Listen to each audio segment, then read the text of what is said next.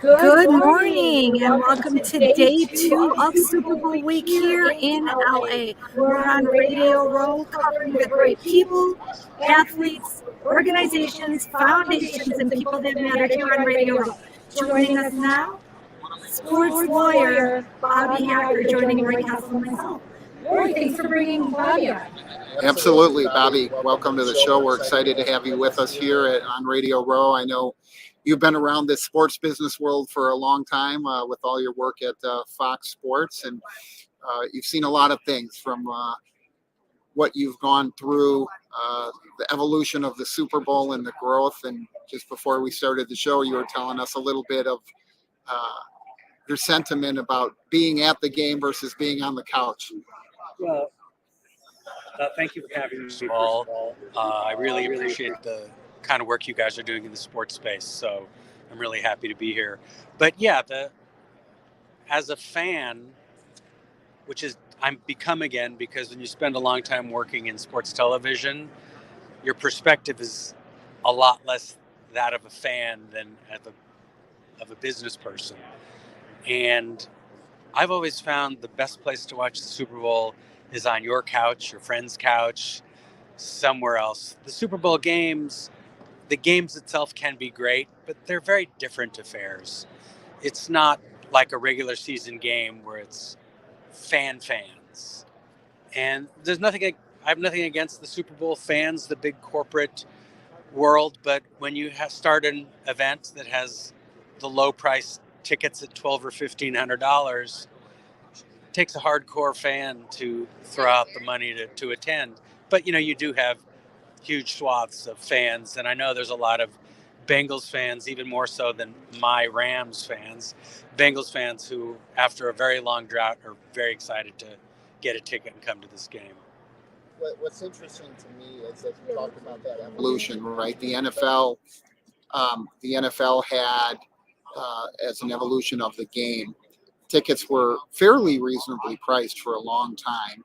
And then the secondary market gobbled up all of that profit margin, right? And then the NFL, probably about 10 or so years ago, decided, like, we're taking all the risk, we're spending all the money, we're putting this game on, and we're getting like a third or a quarter of the value. So we're going to bump up these prices, and it really makes it hard for the average fan. I mean, you think about through your role with the Sports Lawyers Association and the work you did at Fox and everywhere else, you dealt with a lot of executives where maybe that wasn't an unreasonable expenditure. It might have been a lot, but they could do it, right? We deal with a lot of people through Sports Philanthropy Network and kids that would give anything to be at the Super Bowl, right? And they've never even been inside the stadium, right? Kayla's pointing at herself over there, right?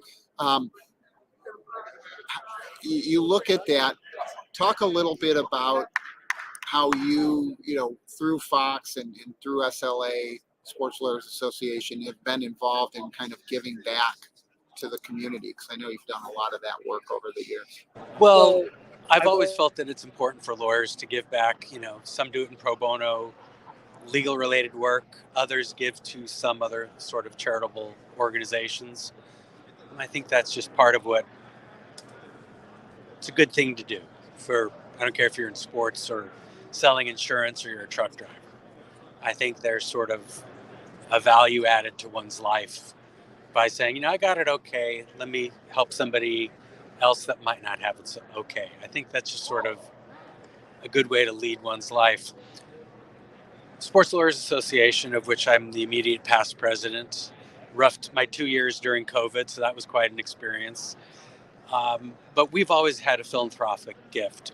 And what our goal has always been is that there are giant organizations, nothing against Boys and Girls Clubs and other organizations like that. But what we have done is we look at the communities where we have our annual conference and we say, what organizations are here related primarily to youth sports in underserved communities where it was a $5,000, now it's like a $10,000 or $15,000 gift. How big a difference does that make? Would that really change the face of a national organization? It's a blip. It might help. But if you're a organization that's, let's say just in Baltimore and that deals with kids as we did one year, that's a huge impact for that organization. And it really makes a difference in those kids' lives. So we've always done that. When I was at Fox, we started a program called Fox Sports Supports. And at the time, we would pick 2 or 3 sports for organizations in each of the sports. So during football season, it would be this, and college football season, it would be this other organization. And it was just a way of raising up some organizations to the public so that you could contribute to them to enhance people's lives through sports. And I think that on a very general basis, sports is a value-added proposition to a lot of people's lives. And I think there are ways to help improve society in so many ways by addressing needs of certain underserved communities, where you could take what we refer to as an at-risk youth, and you give them an opportunity to have something that distracts them from the draw of something that might not be a positive influence on their lives, and help them, which ultimately helps society, which helps all of us, even if we're not in that community. So you mentioned Fox Sports Supports and picking out 2 organizations in each of the major sports Fox covered. How did that process work? How did those organizations get identified? Well, when I was there and it first started, I thought a great idea. And we got an email sent out to all the employees of Fox Sports saying, which of these organizations should be our pick for this year? And it invested everybody with an opportunity to make a decision on what were we going to get behind on our platform. And you'd get a description of the organization, what it did, who was the community being served, et cetera, et cetera. And then by a vote of the employees of the company, we would pick an organization. So I'm very actively involved in the Movember Foundation. And so one year, after years of me trying, that was the organization that we supported. So it helped give a big boost, which I thought was a perfect connection, because the Movember Foundation is based, the motto when you grow the mustache is changing the face of men's health.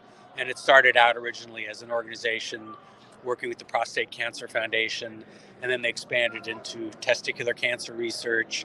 And then 5 or 6 or 7 years ago, they did the most important thing to my mind's eye, which is embracing the concept of men's mental health, which is, macho men are not going to want to talk about their mental health, and they embrace that. So I thought it was important that you have all these primarily men that we were showing in the day, because it was before Fox really jumped into college sports. And I thought it was critically important that I was really happy, because now we were all these male viewers, and we were highlighting an organization that dealt with men's health. Yeah, I know Kayla and I talk frequently, and I'll let Kayla jump in here in terms of how you identify those causes, right? You had a list of causes, and Kayla's got some that she's worked with a lot of the athletes that she's interviewed on Legacy After the Locker Room. I'll let her jump in on those. Yeah, I just think this, Bobby. We live in a society where everybody has had traumatic experiences, right? Like all of us. So I always find this conundrum in the sports space of we want to help everybody. And what's more important, right? Is it mental health? Is it athlete abuse? Yada, yada, yada. But I think at the end of the day, it's whatever you're personally passionate about. I say this to Roy: if it's your vision, it's your mission. You played rugby. Did any of your past experiences sort of push you in a certain direction when it comes to sports philanthropy? That's an interesting question. No, I think it's just, if you're lucky enough not to have been raised by wolves and had, families that taught you certain values, and you learned the value of charity and good deeds and those kinds of things, I think it helps inform you as you have the opportunity and as you grow up to realize that these are important missions in one's life. And I've just sort of moved on to that. Rugby was the sport I played. It's a sport I love. I coach youth rugby these days. It didn't push me towards being concerned with and supporting, the investigation into CTE. But it does make me question, realistically, let's talk about CTE in all sports. And a friend of mine recently lost her father, who was a former NFL player, and it was clear they knew it was happening, and so they donated his brain, and he had advanced CTE. It's a horrible thing, and here we are in the Super Bowl in this game, and the question is are organizations like the NFL going to embrace no tackle till you're 14, or no tackle till you're a certain age? Are you going to support all those pee-wee kids running around in helmets? Are you going to lose sight of the fact that it's not just helmet-to-helmet concussions, it's the body being abruptly stopped and the head moving back and forth? So education is critically important, obviously. And I think that, if you're an athlete, if you're playing a sport, you take away a lot from it. What I learned in sports about teamwork, about working with others, et cetera, is invaluable. Do I make most of my analogies in life around sports or sports I've played? Absolutely. And I love those sports, but I realize that there's nothing perfect. There's no perfect anything in the world. We aspire to perfection, but, we accept risks in our lives. And if you accept risks, then how do you balance those risks in other ways? And I think you can balance risks by educating people as to what those risks are. Are you really willing to take them? And in youth sports, it's about, which I've been very actively involved in for a very long time, it's about making sure that parents are educated. Kids want to play, but you got to get a parent and say, look, I know that you did this, and I know that you want your kids to do this, but now we know a lot more than when you played. So how are we going to inform your decision on whether you want your kid to participate? Is your kid less tough because you're not going to have him play? No, that's irrelevant. So I think, philanthropy is a concept that exists sort of on a higher plane in many respects. But the reality is you have to educate people to understand why there's a value in supporting organizations and people that help other people in your community.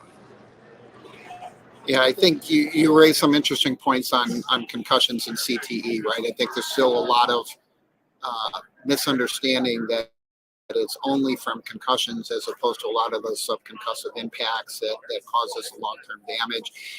We've seen enormous strides in the last 10 years in terms of awareness and some of the baseline concussion testing implementation.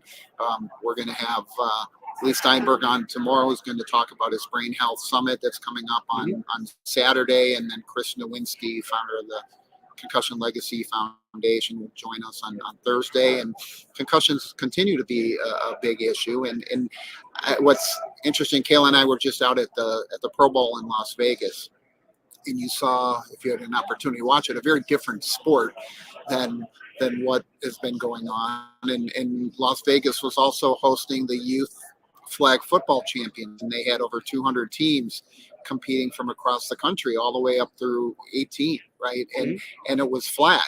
And I think we're going to continue to see that evolution of flag much more than tackle, right? And you're only going to really start tackling in high school and college, and so it's going to reduce huge numbers of hits on enormous numbers of kids. And I know that's an area that ties in very closely with rugby, and a lot of concerns in the rugby space because of those types of hits. I want to jump back for a minute to, I'm fascinated by the way Fox did that. And you said they sent out an email with a list of organizations that the employees could vote for or support.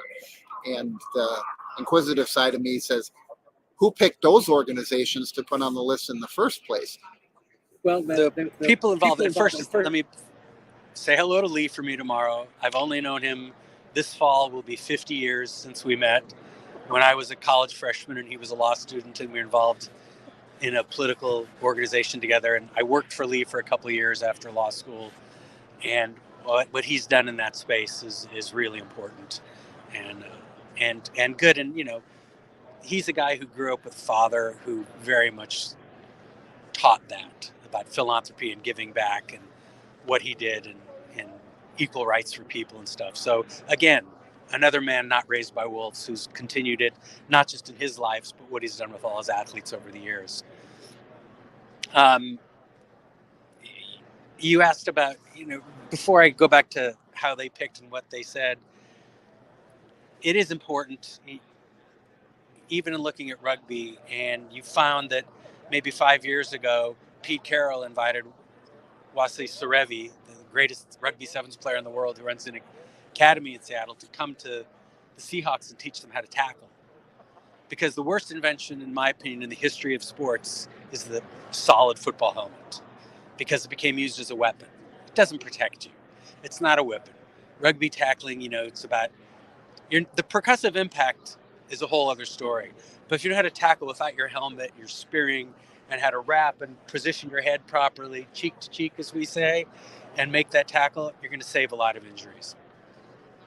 But going back to your question about how Fox Sports Supports operated, there was a group of people led by Bill Wanger, who's the head of research and programming, and looked at some organizations that seemed fairly good, and then made sure that they were organizations that weren't supporting executive salaries, lobbying, et cetera, but they were actually going to research, going to the community, going someplace so that, the higher percentage of your dollars were going to what the mission statement of the organization was, which is the mistake a lot of people make. They say, oh, that sounds really great.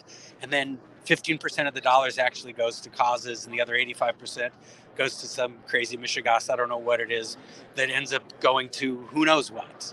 Executive salaries, meet and greets, whatever. But in that space, if somebody's saying, I want you to contribute, for me, I want to make sure that the majority of my dollars, I understand it's running an enterprise, you've got overhead, but I want the majority of my dollars going to the mission.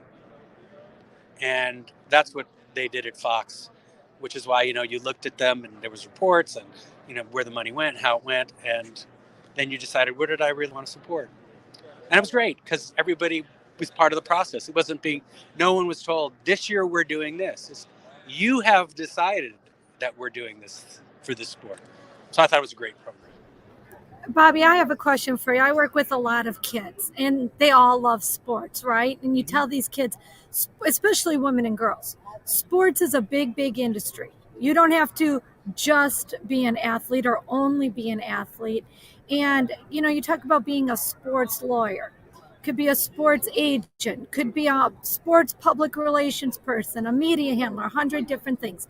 Would you take just a second and tell our audience a little bit about the career of being a sports lawyer, what that entails, and sort of the highs and lows of your job? Well, first of all, you mentioned what is a critically important note in 2022. On June 23rd, we'll celebrate the 50th anniversary of the passage of Title IX. So the engagement of girls and women in sports I was listening to a program that the SLA put on the other day, and my biggest takeaway from it was, how the hell at 50 years after the passage of this landmark legislation are we still talking about firsts? We should be so far beyond that, and we cannot lose sight of that. And it's a responsibility of not just women beating the drum, but of everybody that's a sports fan. So I had to get that in there because it's a really important topic. But I'll give you an example of it's not just about being a sports lawyer, because a sports lawyer is there a legal discipline of sports? Absolutely not. It's an amalgam of every legal discipline, because I'm going to give you an example. I was consulted about possibly being an expert in a particular case, and I was on a Zoom call with in-house counsels, general counsels of the Power 5 conferences. And of course, after talking about some things, I said, well, and by the way, I only know that 2 of you of these 12 people are members of the Sports Lawyers Association, and you should all join. It's a great organization. And one of the attorneys for a Power 5 conference, she said, I didn't even know I was a sports lawyer. And I said, well, you work in sports, you're a sports lawyer. But it's the same thing.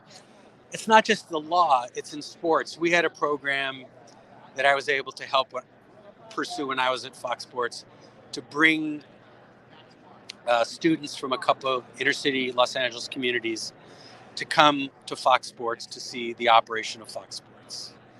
And what happens is you had the older high school kids and even the middle school kids.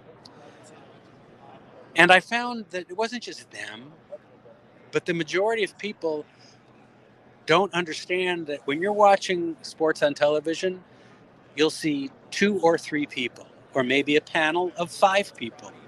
What these kids didn't understand is that there's 200 people on the other side of the camera that work in the sports business. So the opportunities in sports, I have a line and it's the topic of a manuscript of mine that somebody please publish it. It's called No Blinders. And it's simply, the concept simply is focus is good. But if you're so laser focused on what you want to do and you have blinders on, you don't see the opportunities that may be there. And in fact, the perfect job for you, you don't even know if it exists. And you look to your right, you go, that's my perfect job. So I think no blinders is important. So whatever industry, if you want to be in sports, the opportunities in sports are everywhere. As a lawyer, you could be a mergers and acquisition lawyer and be a sports lawyer. You could be an intellectual property lawyer and be a sports lawyer. You can work for the networks and be a sports lawyer. You can work for the leagues and be a sports lawyer. You can be a labor negotiator and be a sports lawyer. So because a sports lawyer lives in every legal discipline, there's a lot of opportunities for sports lawyers. And by the same token, if you're interested in sports as a business, there's opportunities. I ran into a guy I was playing golf with at my public muni the other day, and we were talking, and he's a cameraman for IATSE Local 600. And he got into that, and he had, was a wide receiver at Auburn University, but didn't have a pro career. And, just wanted to stay around and found himself working in TV. Yeah, it's interesting because you go through the list of careers, as you said, it's really anything can be applied in a sports context and really look at that. And so the whole ability to identify where you're comfortable and where you want to be. Kayla and I were just out at SoFi Stadium walking around there, and you look at the size of the facility, but people don't think of facility operation or food and beverage or the security management, and you produce an event the scale of a Super Bowl and many others. Just the event operations and logistics elements are things people take for granted and don't think about that being part of a sports career. Oh, well, look, the logistics around putting on a regular season football game, let alone a Super Bowl. The logistics we have in putting on an annual conference for the Sports Lawyers Association. There's lots of moving parts. It's not just like snap your fingers and it's magic. NBC's doing the Super Bowl this year. They've already announced they have 40 cameras. So that means of those 40 cameras, how many are robotic? Maybe a few, but you still got a tech operating that from someplace. And then all the manned cameras, that's at least a cameraman. Then you've got multiple production trucks where people are taking feeds. You've got a director looking at a bunch of feeds, an associate director doing timing, a producer saying, we got to get this announcement in, we got to get this in, talking to the talent, you got to say this. And then having all of the crew that are pulling literally miles and miles and miles and miles of cable. And, the modern stadiums are built differently so that a lot of them are plug and play, basically. But still, the logistics to putting on an event, and then the operations at SoFi. So the NFL runs the event, but you've got ticket takers, you've got contractors, security people, and the local police, and on, and the parking, and the hospitality, et cetera, et cetera, et cetera, et cetera, et cetera. in our COVID world now, there's a little less in logistics because they're not having as much hospitality as they normally had. My luck, an event comes to LA, no hospitality. But just how it goes. And here, this whole scene here at Radio Row, which is one of my favorite parts of the Super Bowl, because you can see it build, Monday and Tuesday, and then Wednesday, and then by Thursday and Friday, it is bat-esque crazy around here. And people are coming in, and, the energy is starting to build for the game. And I had a friend of mine who was in sales for years. Didn't work for Fox, but he worked in sports sales. And he'd show up for the Super Bowl usually on Wednesdays, and it would be a meet and greet and handshake and parties and late nights and everything.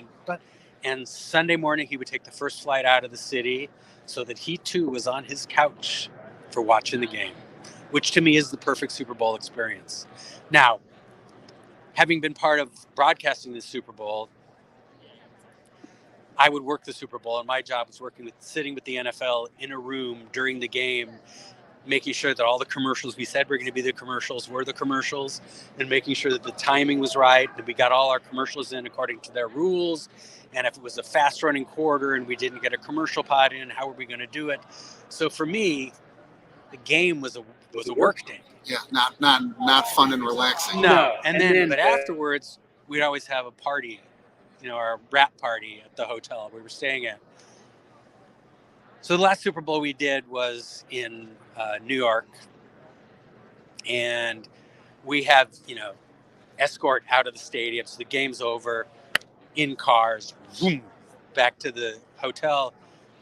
And, we have the big room there, and the bar is open, and there's great food and stuff. But for me, and this is how lucky I think I am, for me, as I remember getting back after this game, and it was a terrible game that year, if you may recall.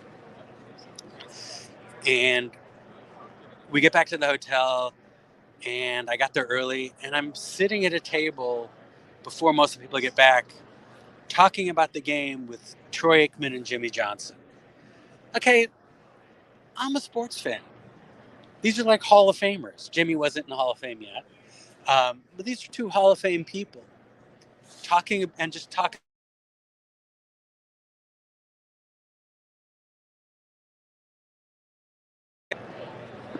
Just such a fun opportunity to just talk football with these guys. I'm a fan, and they're talking. So, a great experience, that took the edge off the work day. Yeah, and I think it's interesting because you talk about the way that those elements come together. Can you mute your mic? The way the elements come together, and the game and the announcing and everything else, right? That's just a huge part of the excitement, right? And these are guys that are just sports fans and enjoy talking sports all day, right? And it's just fun for us that haven't been able to do that at that level, that they can do that. Yeah, I mean, at the end of the day, whether you're a Hall of Famer or you're a fan or you're, working on a game, you know the game. There are parts of it, If you're played football in high school and you're watching a game and you recognize the defense and you can see, I played that defense and I was the corner on that setup, that's exciting. If you're just a fan who loves the game, you watch it and that's exciting. And there's lots of different ways. I mean, I finally got out of my habit. For years, I'd watch football games and I'd see the production failures. How did they not pick that up? Though they should have got this in. Oh, you can't do that. They're going to get a call from the NFL because they made that reference. You can't make that reference in an NFL game. Now that I've occupational hazard. Now that I'm recovering, I'm able to become a fan again. But I still see all those little things in the game, and I still reach out to the producers and directors I know and sort of kibitz with them about, how did that happen? And they'll go, oh my God, only you would have seen that. But that's just, any discipline with which you're involved, you have a particular expertise. And that expertise informs how you take any action, how you view things. And so I learned to see football differently in my years at Fox Sports than when I was just an good old-fashioned sports fan. I love it, Bobby. I want to say thank you so much for joining us here at Sports Philanthropy Network to talk about the great work you're doing, for sharing a little bit about what a career in sports looks like. My name is Kayla Bradham. I'm here with Roy Kessel, joining you live in LA on Radio Row for Super Bowl week. Roy, take us out.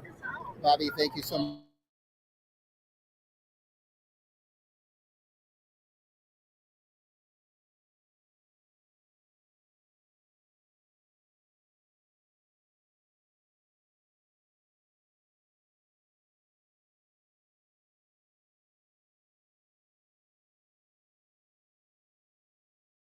This is Roy Kessel signing off for Caleb Radham for Sports Philanthropy Network. Thank you, Bobby Hacker, for joining us.